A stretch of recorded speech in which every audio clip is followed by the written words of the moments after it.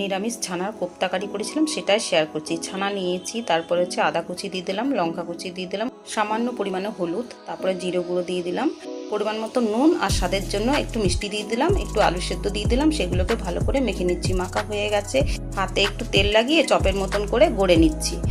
সবগুলো করা হয়ে গেছে। এদিকে গ্যাস ধরিয়ে ননস্টিক চাপিয়ে দিয়েছি, তেল দিয়ে দিয়েছি, তেল গরম হয়ে গেছে, কোপ্তাগুলোকে ছেড়ে দিলাম। এবার উল্টে পাল্টে নিচ্ছি।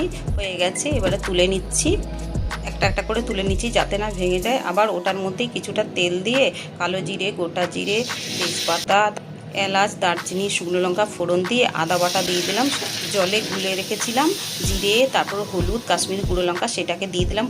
পরিমাণ মতো নুন দিলাম, স্বাদের জন্য মিষ্টি দিলাম। তারপরে এটাকে কষিয়ে নিচ্ছি। তারপরে জল দিয়ে দিলাম, চেরা কাঁচা লঙ্কা দিয়ে দিলাম। ঝোল ফুটে উঠেছে, কোপ্তাগুলো দিয়ে দিলাম। নামানোর আগে ঘি আর গরম মশলা দিয়ে দিলাম। চলো এবার খাবার পালা। তোমরা সব ভালো থাকো, লাইক করতে ভুলো না। আজ আসি, চলো টাটা।